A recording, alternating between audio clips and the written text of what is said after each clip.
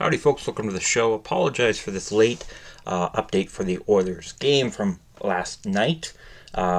Wasn't too much to talk about, but it's important to talk about not just being consistent and getting all the games on, but because it was a win for the Oilers you don't usually see.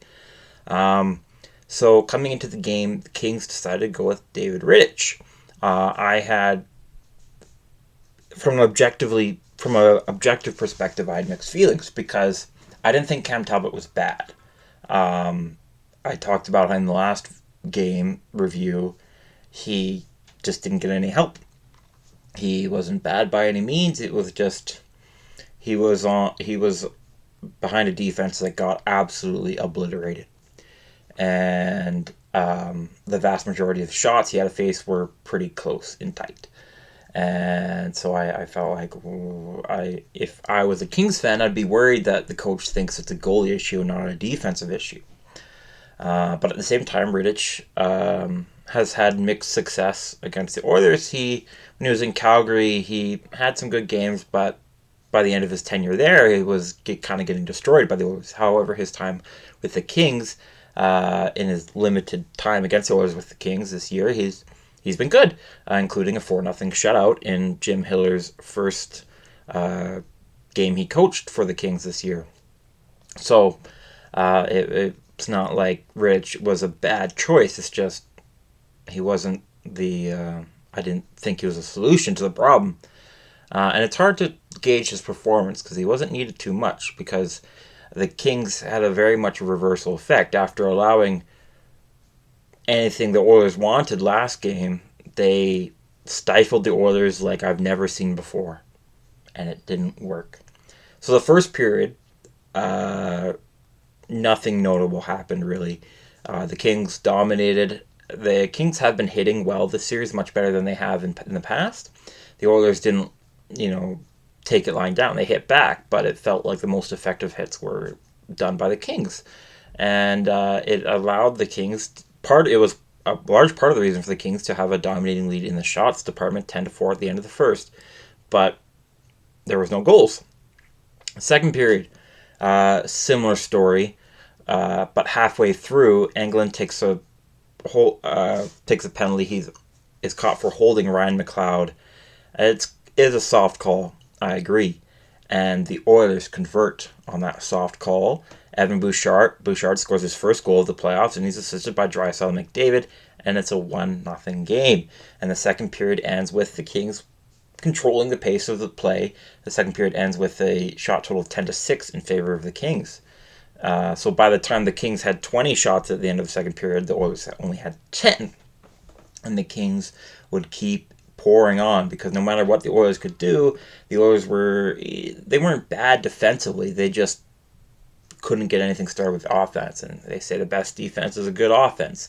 Paul Coffey's school of defense was they can't score when we have the puck, which own goals happen. But yeah, generally he's right.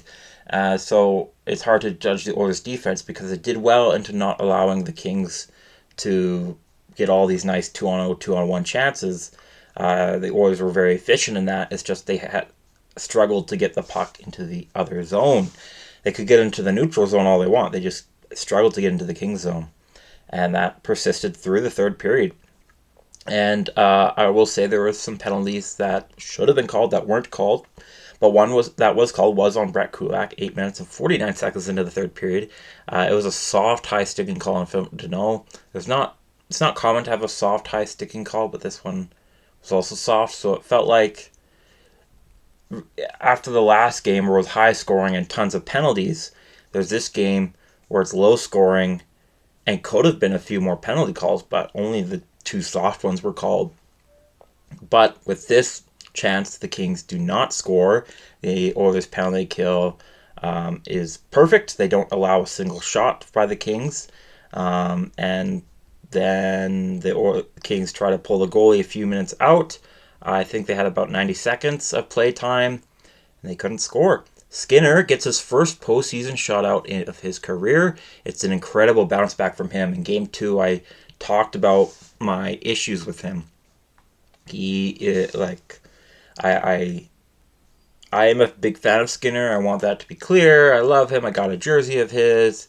and all that, but and mustache obviously. And I'm always going to be a fan of a goalie who who plays for the Oilers, and I'm always going to be a fan of a goalie who's from the Edmonton area or Alberta, and he's from Edmonton. He plays for the Oilers. He's got a cool mustache. It's very easy for me to like him, and so I want to like him. And after game 2, it was kind of hard because I didn't like what I saw, and I heard his interview, and I didn't like what I heard. But I recognized it could be something different because maybe his mind works differently than I do, and from how Mike Smith works, because I work in the same way Mike Smith does as a goalie. Is I believe I could be better on each shot. The bonus of that is that you're always getting better, you're always taking responsibility, you're always finding ways to be better.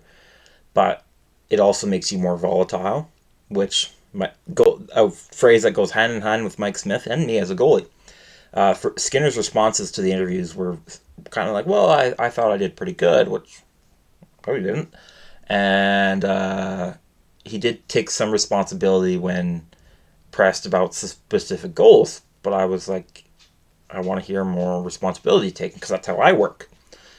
But then I remembered Grant Fuhr. Grant Fuhr was a very calm goalie, and I know that's how Skinner works. I know Skinner is usually a very calm guy. He's one of the calmest goalies you can find, from what I've heard. Never met the guy, unfortunately, but maybe someday.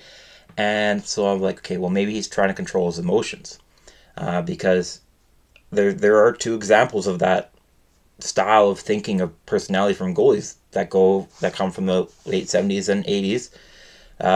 Both of these counterexamples played for a blue and an orange team, won 4 cups with that team, but had different personalities. Billy Smith was one of those hot-headed, volatile competitors who won 4 cups with the Islanders and was a great goalie.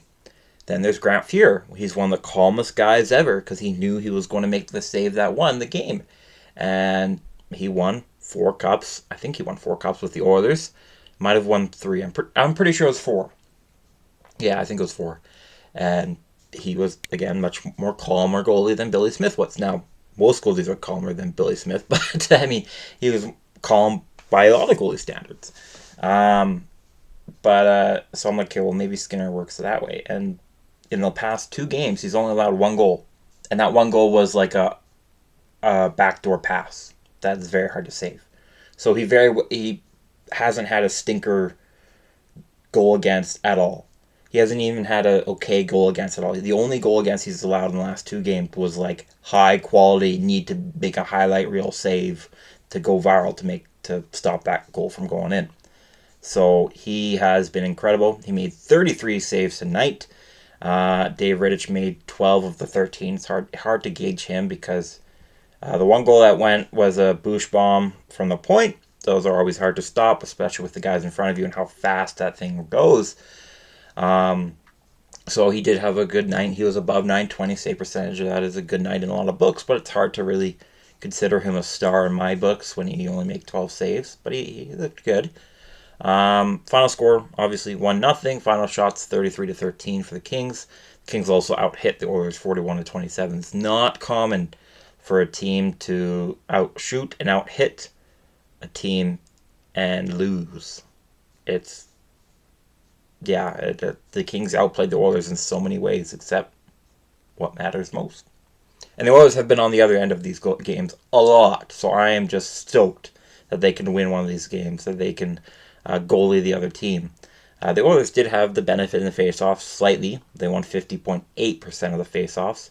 The Oilers also won by special teams because we might have had a shutout going into third OT period without special teams difference. So you can make all the jokes you want, but each team only had 1 power play, and the Oilers were perfect. There was only 1 shot that happened in either of those power plays, and it was Bouchard's goal. The Oilers, like I said, did not allow the Kings to get a single shot on the penalty kill, and so all 33 of Skinner's saves were even strength. My actual 3 stars, because they do differ from what's chosen. My 3rd star was Drew Doughty. As much as I love to hate on him and all that kind of stuff, he is one of the greatest. He was very controlled with the puck. That I was going to say tonight. It was last night. He played a monster amount of time at 28 minutes and 33 seconds, and he had 2 hits and 4 blocks. Second star had to be Evan Bouchard, who was the game winner. Had the game winner, I mean, he had 2 blocks, and I thought he played really well even in the defensive zone at 22 minutes and 27 seconds. Considering he's an offensive defenseman, you'd like him to be in the offensive zone more than the defensive zone. But he doesn't make you worry as much as other offensive defensemen. There was a couple plays where I thought he did well. Obviously, he doesn't stand out on defense like his line partner Ekholm. I loved Desharnais again. I loved him so much these playoffs and all that. But Bouchard was good, and most importantly, had the game winner. But the first star, you can guess who it is. It's Stuart Skinner with the 33 save shutout. But I also do, if you're familiar with the channel, you know that I also do 3 stars just for the Oilers. And so you can guess the first, second star, that's Skinner and Bouchard. The third Oilers star was Leon Draisaitl. He had 1 assist, 3 blocks, and 2 takeaways. He was 11 for 18 in the faceoff circle, played just over 20 minutes. He was really good with the stick. He was better defensively than usual. And 3 blocks is quite a bit for a forward, especially Draisaitl. So, yeah, I saw a lot of people saying what I would have said. I'm sure you're all thinking this. The Oilers won a 1-0 game. And it's not like they outshot the opponent 40-10, and that's how they won 1-0. It's just the other goalie. No, it was the Oilers goalie. Now, again, I've always liked Skinner. I've talked about how he's good. I do believe that he's capable of these games. I just didn't know we were there yet. And maybe we're not. Maybe next game he allows 5 goals and 10 shots. It happens, especially to younger goalies. Doesn't excuse Skinner if that happens, but it does happen to a lot of goalies. And it feels like the era of Stuart Skinner as a starter for the Oilers is now. Now, yes, he's been a starter for 2 years, but that's more of because by default, because he's the only goalie that wasn't doing bad for the Oilers. I mean, Picard's been good too, but we don't know how he'd be in a larger role. It's been a while for him to be in a larger role in the NHL, but that's a different discussion. Yeah, all Stuart Skinner tonight. Last night. It was so fun to finally see that, because like I said, I'm a goalie. I love watching goalies play well and have great games. And it's not common that you see an Oilers goalie, no matter how much you like them or think they're good, take over a game. It's just because of the Oilers style. I loved Mike Smith, and he could take over some games, but it wouldn't usually lead to a shutout. He never really stole a game because of just how the Oilers played. It's hard to steal a game when there's Connor McDavid and Leon Draisaitl on your team. So this was the first time in a very long while where it was, nope, only the Oilers goalie is the reason we won that game. Only. Okay, I mean, obviously Bouchard did well, Draisaitl did well, but you know what I mean. It's not like it was a 3-0 shutout where, sure, our goalie made 30 saves, but McDavid had 3 points. No, McDavid had 1 point, and Draisaitl had 1 point. Bouchard had a goal, and those were power play points. They weren't notable. The Kings outplayed the Oilers in so many ways. But our goalie stole a game. And I'm really excited by that.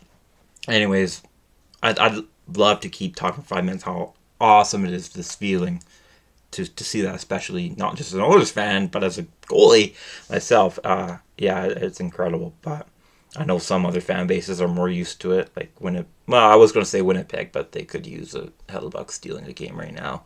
Anyways, that's it for me for this video. Thank you so much for tuning in. I hope you enjoyed it, or just like the white noise.